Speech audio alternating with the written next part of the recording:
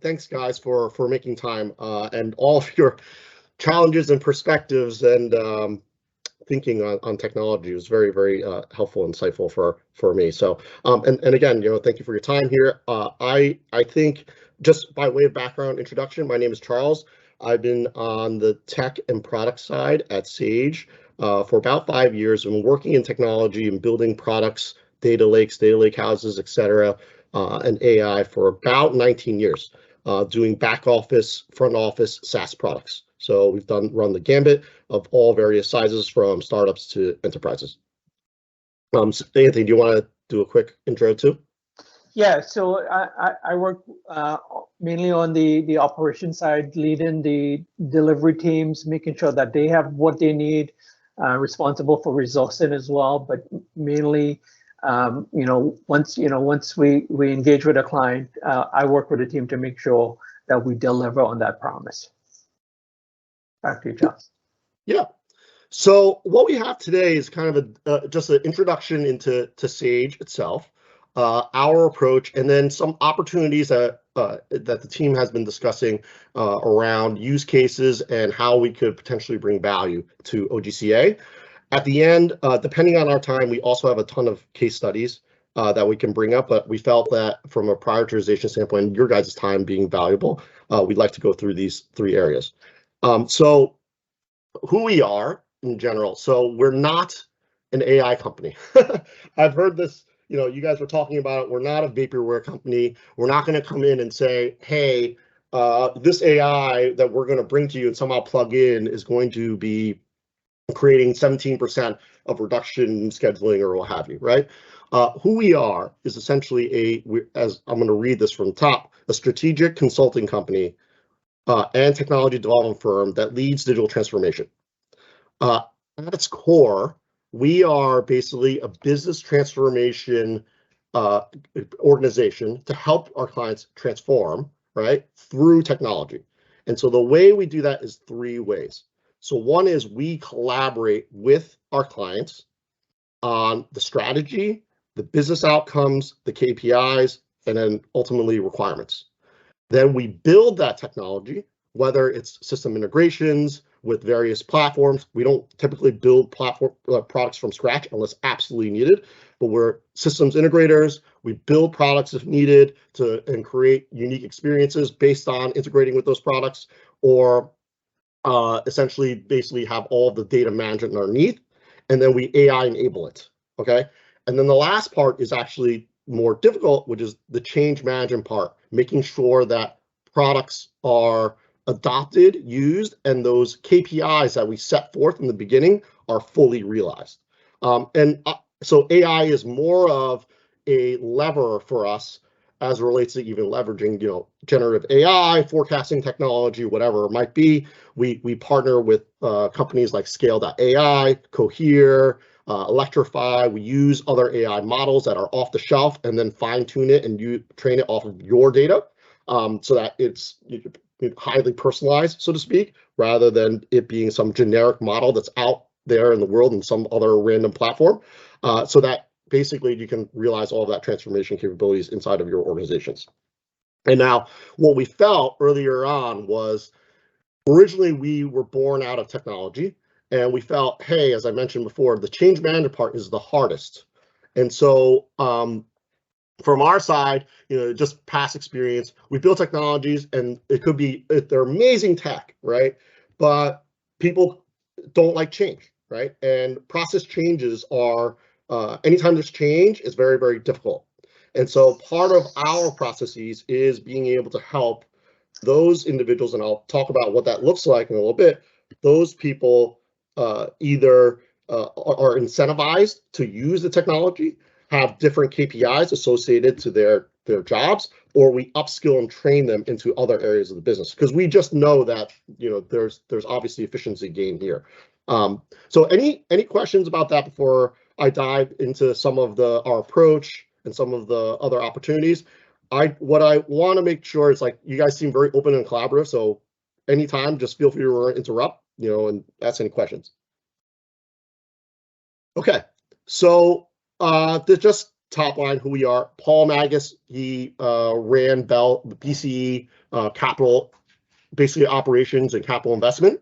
He's a managing partner here. I'm here, and then Peter's our chairman, who is also in clean infrastructure space and has his own fund in that. And then just as it relates to our senior advisors, we have the CEO of Veritas Communications, who does most of the HR comms areas. We have Sol Rashid, who is actually was the CDO of Estee Lauder and others. She is highly into the AI space. Ben Spiegel, who is on the basically was a chief experience officer at Procter & Gamble. And then Mark Crumpacker, who is actually the CMO and CSO of Chipotle. So we have a pretty good advisement team.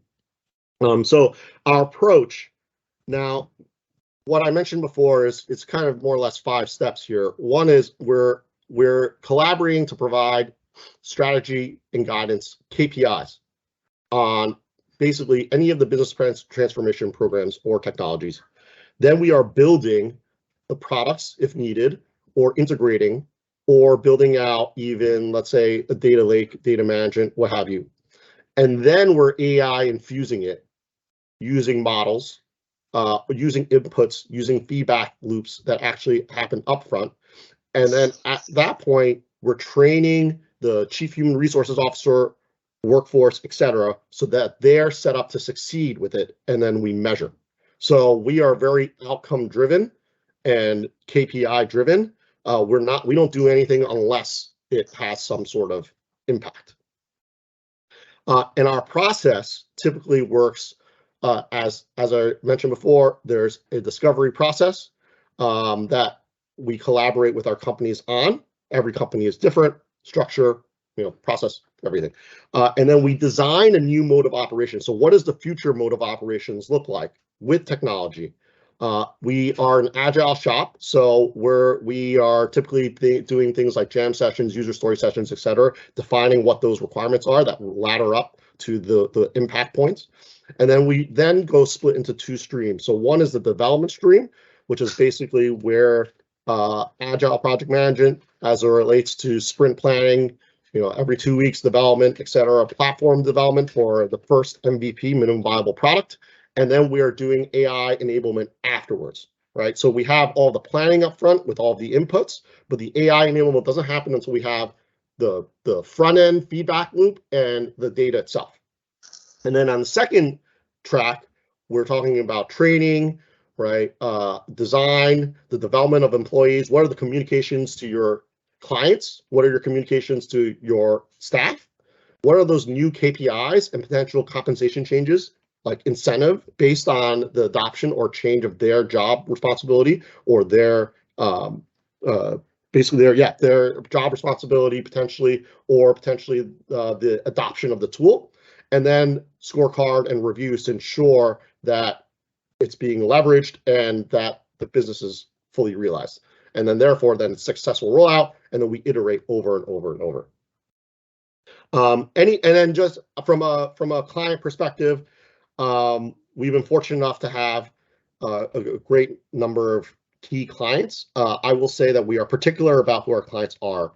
We need our clients must have a champion or thirst for change, which right now seems apparent because of AI, but that may not have been the case earlier on. So we are very particular about which clients that we have, and based on that, because of our collaboration, we're very proud of this Net Promoter Score across our clients. Okay, so any questions about who we are, what we do? I do, Charles. Just out of Sure. curiosity, when you said that you have to have someone who has a thirst for change, I'm assuming that it makes the transition easier to AI because there's kind of a hindrance to change for the most part. Do you find that if you have a champion within the organization, and is it typically the CEO, or how does it work for that change to really happen best? Yeah, good question. So one is, I think it's a little different with AI because everyone's looking at it since earlier this year or later last year.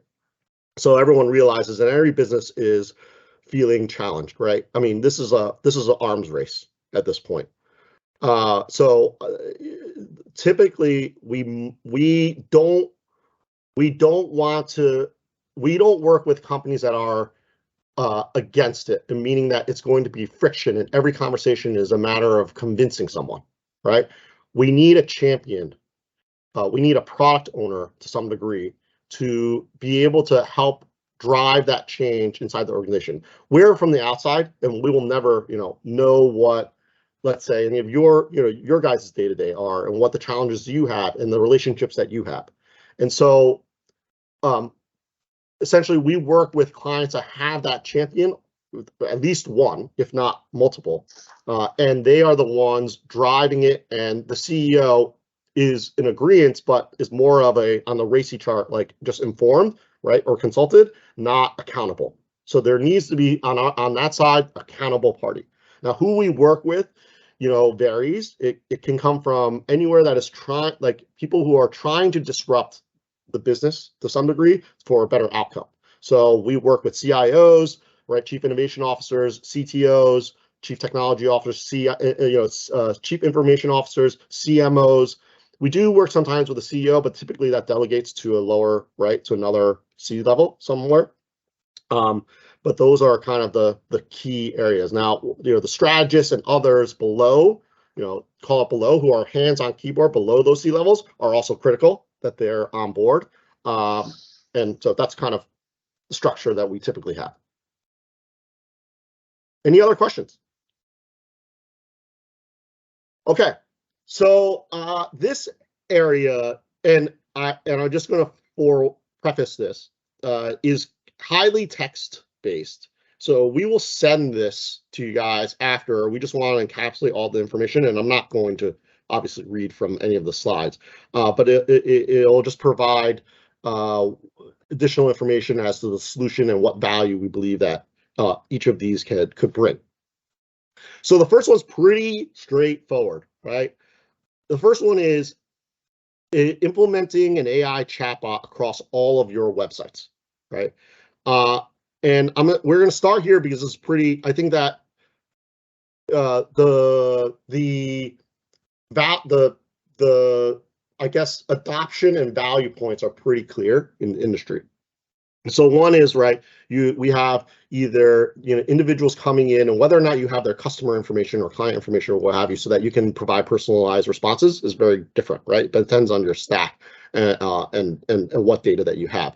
But the general sense is you have an ability to come in, someone is asking a question, trying to find information rather than browsing through your website or calling someone and getting that information immediately.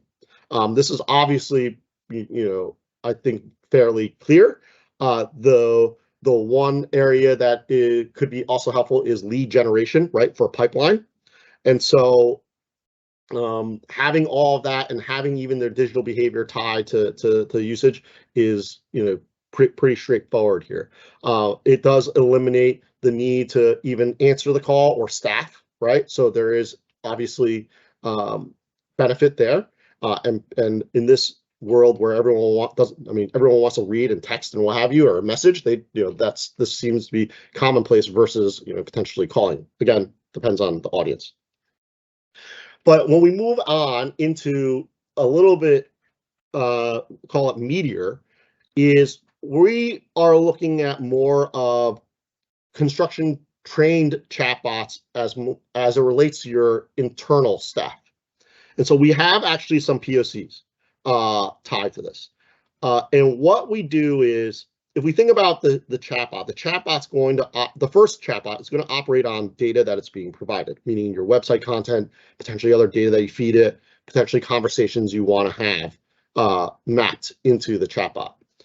But what we can start doing is using the chatbot across a larger and wider first-party data set. So as example here, we could have a construction chained chatbot that basically absorbs the Ontario Building Code or any, call it data that you might have, first party, third party, what have you. Absorb all of that information. You can then push it information, right, that you might have from a first party perspective. And then based on whether or not you could ask it, does this artifact meet Ontario building code? And then it can do the comparison and cross-check and tell you whether or not it is or it isn't and why, right? So it's now starting to absorb your first party and your third party data sets to be able to create basically this checking or for the first case, right, more informational knowledge base about whether or not things could line up, whether it's compliance or whatever it might be. Okay. Then the third area then becomes more of, okay, we can use the same AI, okay, and we can start to record and have it do actions. Okay, so just as an example at Saige, okay, we don't have it invited here, but we have a meeting assistant. Okay, the meeting assistant is invited to all of our meetings, and yes, it transcribes the meetings. It puts out all the action items. It summarizes the meeting. Those are all common ChatGPT things, right? And that's those things are highly accurate, very good. But what we can do is off of those actions is that we can then integrate those actions into third-party systems. So as example, we have a project management software called Jira on our side. Okay, we go to a sprint planning meeting and we say, hey, developer XYZ needs to do this task, okay, and we need to add it. So what happens is, right, the chatbot will go in and then automatically create the task in Jira, schedule the task, to some degree, right, into it, and then also Jira being our project management system to that developer, and then also write the code for that developer as a baseline example of how to accomplish that task, as like basically like a very rough idea of design. And so the developer can go into that system and be like, hey, I need to obviously massage the code, rewrite it a little bit or whatever, but then implement it straight in. And there's no project manager that needs to go in and enter it, right? So this is just as an example of now we're moving from, okay, give me information, give me knowledge, make sure I'm okay compliance-wise, ask it whatever you want. And then move it to, okay, now let's start having it do things, right? Actions, like generate an RFP or generate a form. We could tell it to do things. And so using that generative AI component to create certain tasks and then also integrate it into any system to create actions. So any questions with this so far? I don't know. I'm hearing ping, so I'm not sure if people are. No. I Okay. I do. I'm just curious as so I've got a couple of people who are dropping off, but not to worry. We're recording this so that we can disperse this to the entire innovation committee. It sounds to me that the generative AI, again, there's just understanding there's trepidation that we don't want necessarily AI to just suddenly take over and do that kind of stuff.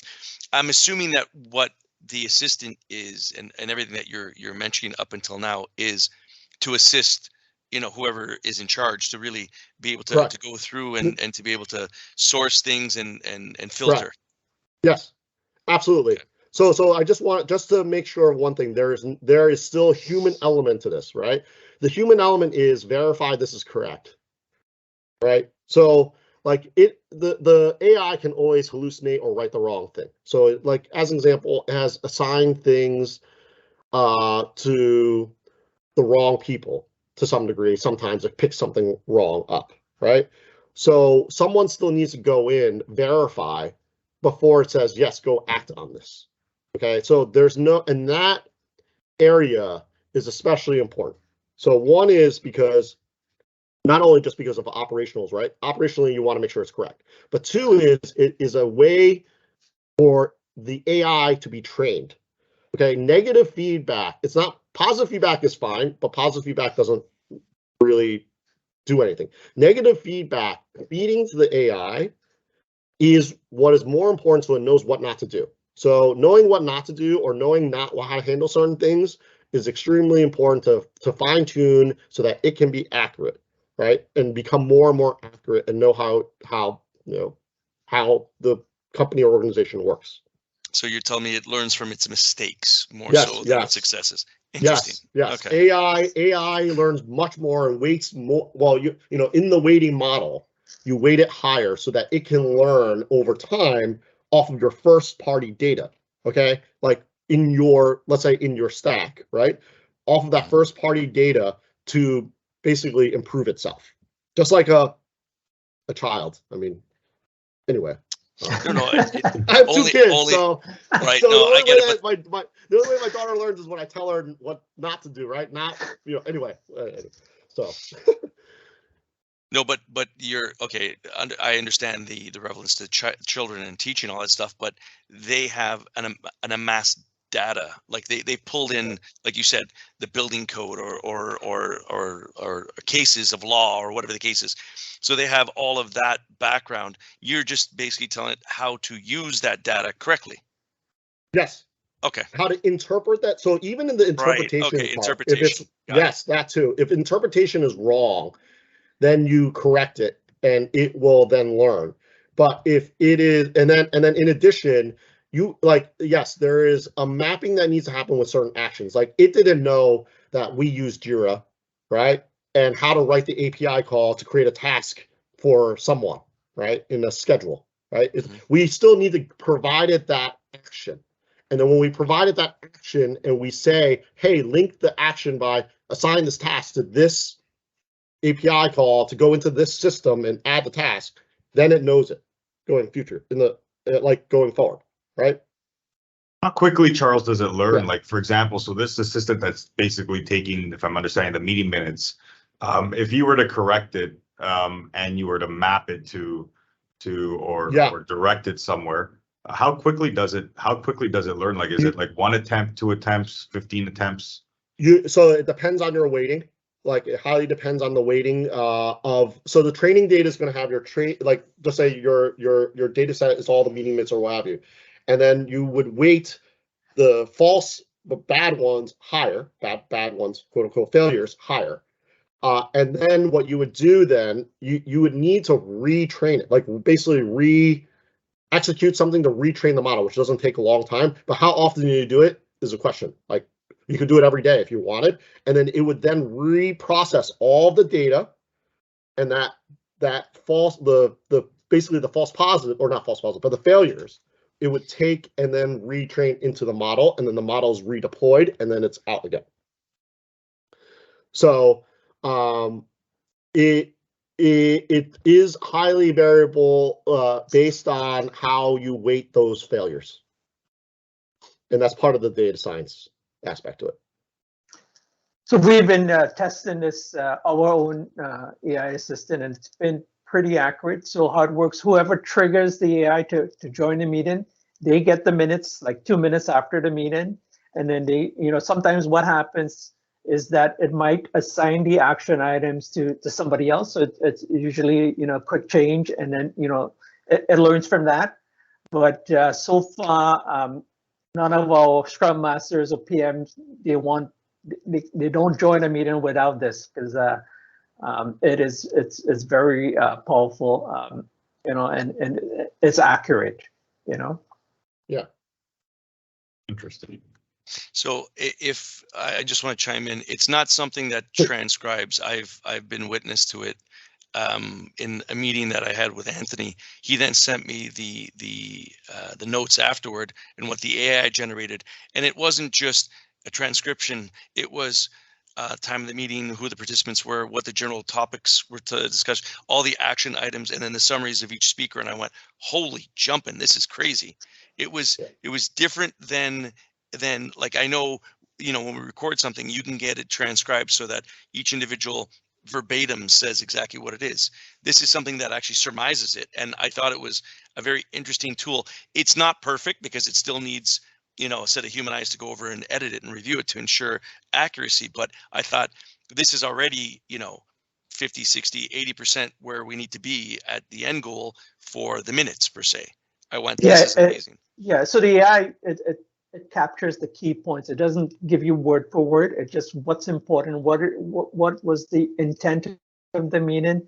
It captures the key points, it summarizes it, and then it captures all of the action items, which is so it's very, very powerful. Very, I mean, everybody here.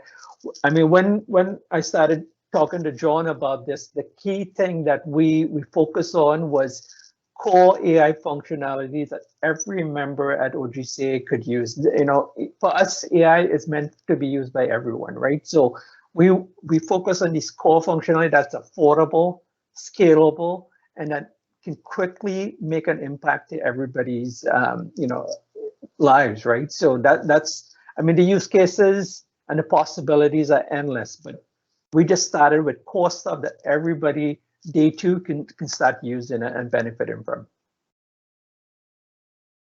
Yeah, and I mean, one of the applications that we do for another client is basically like call centers, right? Or areas where people are calling in, besides meetings and things of that nature, and having that map into CRM, into the appropriate fields like reason for call, summary, etc. All that stuff.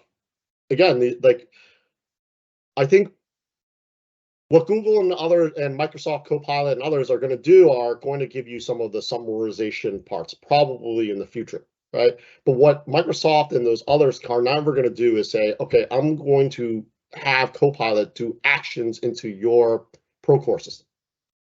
They're never going to do that, right?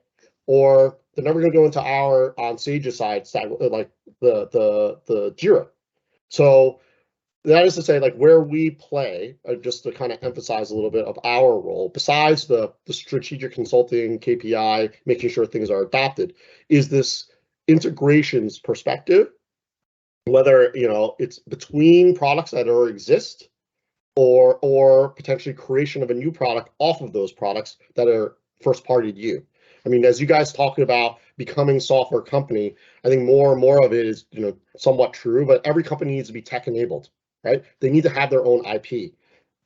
Everyone's got unique processes, unique people, culture, everything. So this is the area that, as I mentioned, we play. We're never going to go out and say, oh, you should create a chatbot from scratch when you can buy something off the shelf. That's not what we do. Anyway, so any other questions on this? Sorry, I kind of went on a tangent there. Okay, so the last use case is about construction estimation. And so what we have or kind of in place is the ability to absorb any drawings and then have it basically pull out in terms of pieces and materials. And then in addition to that, being able to calculate, let's say, how many wood panels that you need, or how much carpet do I need in a specific space, from an actual blueprint. And then in addition to that estimation, right, off of that is, well, actually, let me back up. Besides that, let's just say all of that translates into the material. Those materials can link into, let's say, your first party data on pricing, right? So it could pull out and either create RFPs or create a bill of materials, whatever it might be, to give you an estimation of cost. So all of that actually is, we actually have something that we could probably demo later that allows you to do that and absorb that off of basically any kind of drawing, construction drawing. Now, what then we pull in is basically the same AI chatbot, right? So it's absorbing all this information. So you could basically throw this in, and the AI chatbot that we just talked about for the brand assistant that's learning about all of your data from meeting minutes or what have you, now can also absorb the data that's coming from a drawing, right? And pull that in. And then at that point, you can always ask it questions or have it do actions, right? Or, fill out a form, create something. Like those are all things that the AI can do as actions as a next step after it absorbs more first party data from all of your organizations. So question, Charles, would this, like you would put the drawings through a scanner and then it would pull all of the data from the drawing based on that? Yeah, Anthony, I mean, do you want to talk a little bit more on this one? Yeah, I mean, so the estimator, if you have a drawing, and it could be a PDF format or any other type of format, you upload it into the estimator. You don't have to scan it, Ivani, and then you can quickly click on certain boxes, and then it tells you, you know, how much carpet you need, how much flooring you need. It's would love to demo this for you guys and show you guys this. Well, it kind of auto assigns a little bit and makes assumptions, right? That's part of the AI. So, Yeah. but you guys can override it and say, no, this is this kind of, like, it's a graphical interface. It's a UI in a web platform. I love, like, this is my background, and I personally, I love to see how this works, because I looked at some early beta versions of something like this a couple of years ago, and the data gaps were just massive. Like the gaps in the takeoff were massive at the time. And like, obviously from our point of view, if the estimate's wrong, it's all downhill from there. So you know, this is from a business perspective, from a risk perspective, we're all for finding, you know, if there's most of us on this call sub out 90% of our work anyways. That's the reality of our business. Most of us don't self-perform. So if there's ways of expediting, you know, certain quantity takeoffs that we're using more or less for comparable purposes at time of tender, like flooring, finishes, and eventually maybe, you know, we would love for it to, you know, get into the structural elements as well. You know, we're all for finding something. But the early versions of what I've seen of this had like massive red flags and risks because of the gaps that were there. I don't know how far along it's come. I'm sure it's come a far way, but yeah, I love to see this. I mean, I'm interested for sure. Apprehensive as well at the same time. Well, we would love to show it, and then we would love to hear your feedback because, you know, we on our side, we don't live it every day like you guys, right? So would love to show it to you guys and walk through the capability. Like, yeah, for, you know, margins for general contractors are tight. That's the reality of our business. Tight margins, tight schedules. There's really very little room for error. That's the reality of it. And I'm sure I'm not the only one on this call or that, you know, would have apprehension to something like this. So Daniel, sorry guys, I just wanted to say, I put together a team here at Saige to do research in the construction industry. I mean, we never delved into it before. It is complex, the amount of regulation, the amount of stuff that you guys have to do, the RFP process, it's not simple. So I appreciate, you know, that you guys wanted to dive into technology, and I believe AI can help. And something like this could definitely help you guys, and we'll love to demo that at some point. Okay, we can definitely line that up. I just, again, there's a litany of possibilities with this, and obviously, hopefully, now Dan, you said you looked at it 2 years ago. I think it was about 2 years ago. It was just a quantity. It was an AI quantity takeoff program that you would basically exactly upload the drawings and it spits you out, you know, 80 doors, and then what we were finding was it was missing, you know, 30% of the doors. So you know, we were just in bed. We weren't using it at the time. We were just looking into it. And it was, at the time, it was beta, and you know, it could only take off simple, you know, simple counts, simple lengths. I'm curious to see how advanced, you know, it's come. Okay. So this is definitely something that we can follow up with and have a demonstration on. Cool. I'm interested from the standpoint, like, again, if you're able to upload, you know, drawings and whatnot, can we ever transition from, you know, regular 2D drawings to BIM based on AI would be a question that I have. And it just, again, it would be a game changer for the smaller contractors. Yeah.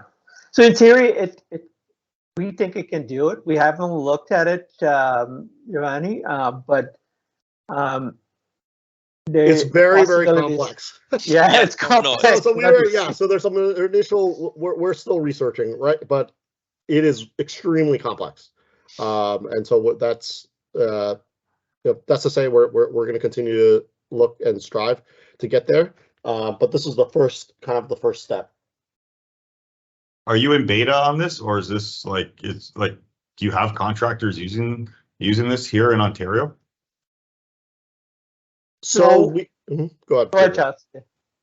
No, yeah, we partner with a company that has a live implementation across the United States and in Canada.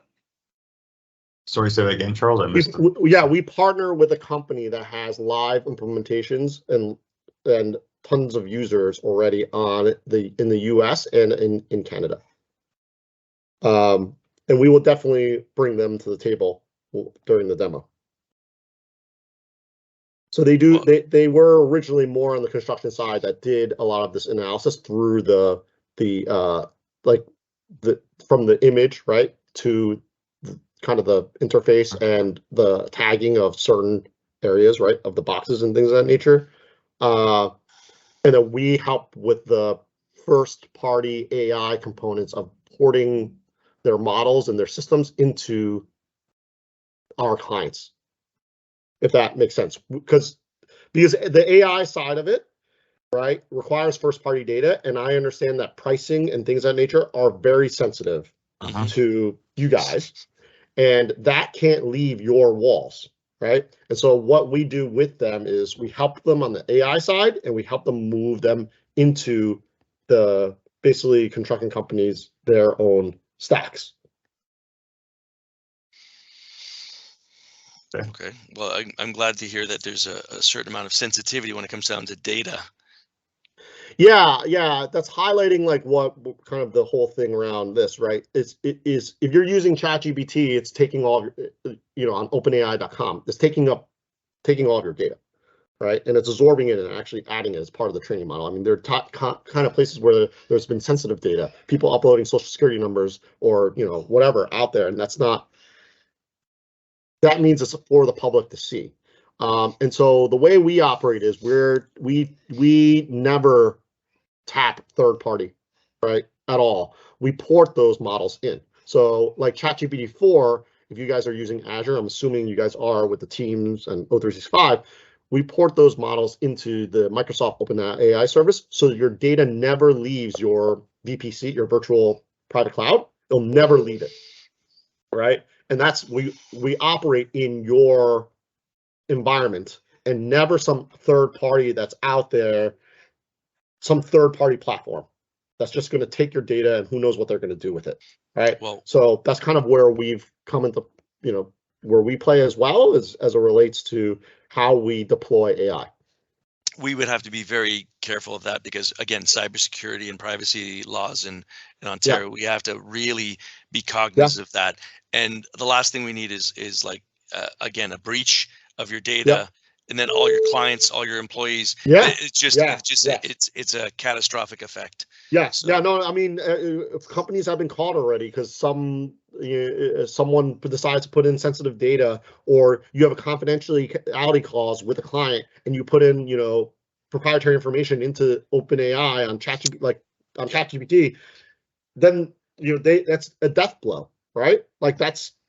And a lot of the users today don't really think about it that way. They're like, "Oh, I'm just inputting it, whatever." So this is definitely something that we're extremely careful on. It's like first party data, first party AI, right? So this becomes your AI that you own, that is inside your infrastructure, and it never leaves your house. So I'm glad you touched it. That was one of the things that I really wanted to focus on this one, because I wasn't sure.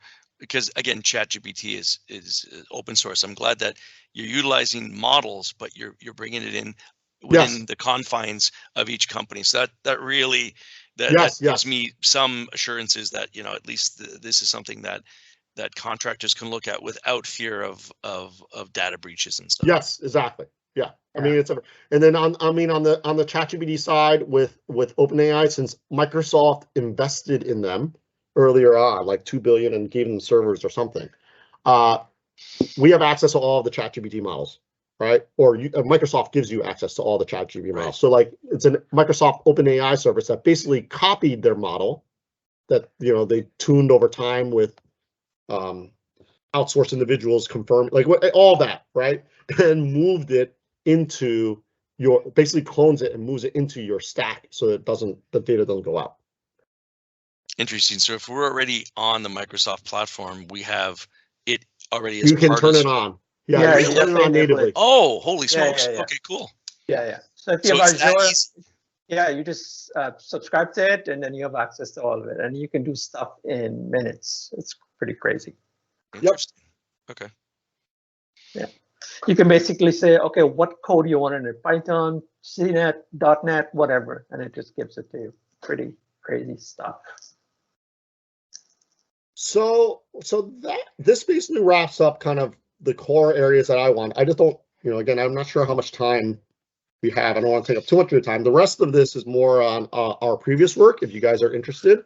But really, so Charles, there's the next slide. What's upcoming? I think we. Oh, I'm sorry. Yes. Yeah, oh, yeah. sorry. Yes. Go ahead. You want to talk about this or? Yeah. So, I've been working with Giovanni. We definitely want to put some of this into action. So our next step here is to add a chatbot to the OGCA website, and we're going to make them a Teams branded meeting assistant, and Giovanni gets to call it whatever he wants and brand it whatever he wants. And that assistant next time, hopefully you guys have a meeting, that assistant will be here and we'll be able to send out the meeting minutes, right? We do have some POCs that we created, specifically one around the billing code. Love to work with members and test that out. And the construction AI estimator, again, I know some people want to demo that, and we're happy to do that. Mm-hmm. And in progress.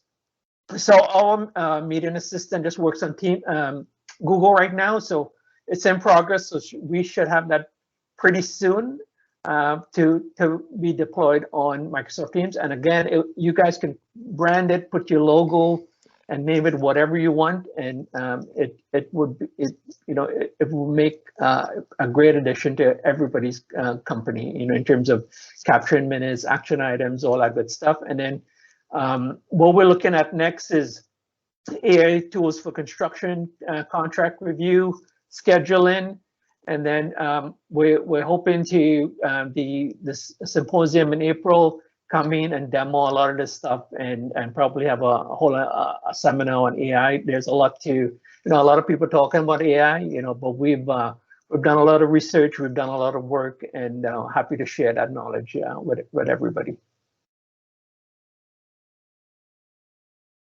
Excellent. Yeah. So any questions for Saige Technologies from our innovation committee? I just wanted to ask, is the meeting assistant compatible with Zoom? Because sometimes we have meetings with like the OAA and they use Zoom, for example. So I'm just wondering if this meeting assistant is compatible with Zoom. Yeah, so our plans after that, after we do Teams, is to move it to Zoom and WebEx as well. I think that would be our next bill. Okay, that's great. Yeah. I mean, it sounds like a really impressive technology, and right now I do the minutes, so would really help. Yeah, happy to demo it with you, and trust me, when I sent it to Giovanni, I think I freaked him out a little bit. So yeah, it was pretty detailed. I was actually quite taken aback by it. I thought he prepared, and he goes, "No, the assistant wrote it." I was like, "Wow, that's interesting." And it's 2 minutes after the meeting ends, which is, impressive. Wow, that's really quick. All right. So, Daniel, do you have any questions for them? No, I think just to recap, these are not your own in-house generated AI programs. So you're working as a consultant, and you're basically working with providers of these solutions that you would integrate into our business somehow, like integrate into our existing systems or new systems. Is that correct? Yeah. So we just to clarify for everyone. Yeah. No. That's a great question. We're not a product company. We are a consulting and system integration called technology company. And so what we would be doing, but the AI system is different because the AI system is developed by us, and it's not something that, so just as an AI assistant example, right? The AI system, we would code it, and basically you guys would own it, right? We're not an AI assistant product company that we're going to sell, license, or anything like that. So So that's just that example, but everywhere else, we're going to use the right tool for the job, right? And so with like a construction AI estimator, we went out and we did research for how to accomplish this objective. And luckily we have a very close partner that I had mentioned before that that does it, but they never do the last mile, right? They're going to build their SaaS companies, their product companies, and sure, hopefully they have an API or leave it open-ended, but they won't do something that's personalized to you as a company. And that's kind of where we step in, is like, how do we help the companies transform to use it? Whether, one part of it is the technology, meaning how does it port in and how does it integrate into your processes and how you can fully realize it. And two is, how do people change in order to use it, right? And that's kind of where the area that we play. We're never going to be Microsoft, right? We're never going to be Google. We're not a product SaaS company. That's a different life altogether. We are more on the consulting side. Does that hopefully answer your question? Yeah, no, it does. Okay. Yeah, and these things that we describe, potentially not like that, we would say, like, as you guys had discussed, hey, potentially being more and more tech-enabled software company, whatever, this becomes your proprietary tech, right? We're not, to some degree, like these things will start becoming, and you will start acquiring these proprietary tech assets versus going out and potentially licensing something that may not work. So it sounds to me, again, what I'm hearing is that you're facilitating the customization for each company is what Saige does. You help each company kind of develop what they need as a pathway. Right, whether it's people or tech. And most of the times it's not like one product is one product off the shelf is going to solve it. Right. Well, where we operate is, something like this has 25 products underneath. Okay, this has healthcare, has retirement, 401k, pension, training, legal for a union. And we're taking their 25 products that are out there and stitching together, creating one product that is a unique experience to, in this case, a union's members. Right? Right. So you make one-stop shopping and consolidation for them. Right. It's consolidation, but it's also like, hey, what's the powerful, unique experience? How can we make this valuable to members, to internal staff, whatever? So we're not we create those experiences and those first-party products for our clients, but we're not going to create the hammer, right? So or any kind of thing that we can buy off the shelf. It's not here to recreate the wheel. No one wants to waste the time and money to do something like that. All right, and you had mentioned that you could provide out the deck that Yeah. We can definitely provide the deck and afterwards, and you definitely. And if there are any questions, even I heard a lot about what you guys were planning on trying or looking to do around your data management. Would love to talk about that. I strongly recommend, I believe it was Chris and someone else. I had somewhere in my notes, I can't show it with the screen, but like you guys were potentially talking about having some sort of data lake or unifying data between all the various parties. I would strongly look at Databricks. It's an Azure service, it's a native service, so you can spin it up. But the difference between that versus, let's say, like a normal data warehouse is that it's basically PySpark. So it uses Python on top of SQL, on top of Spark. And so you can pull in AI models for forecasting and any AI model that's out there through Python and apply it to your data immediately. We've been using it for about 2 or 3 years now, and it has been like phenomenal. It has been light years. So you do realize that you're going to have to explain this to us a little bit further in a presentation. Maybe you can do it if you do the demonstration for the estimating. You can, because you're starting to lose me on all of the links here. Sure. Sorry. I'm not a techie guy. I deal with contractors on a daily basis, right? So I need a little more, you got to talk like an infant to me, talk to one of your kids. So talk to me like I don't understand anything, because I don't. So say Databricks, like I can give a 10-second synopsis. Basically, the problem with data warehouses is you're stuck with data technology. Right. Okay. Like Databricks is AI infused data technology. So on what was before is I can write queries to pull data out, right? And I have to stick to whatever the database technology or stack is. This is where you can pull in data scientists, data engineers, and everyone on the same stack in the same technology using like other languages and technologies and OpenAI and models, whatever you want, and apply it onto your data immediately into the database.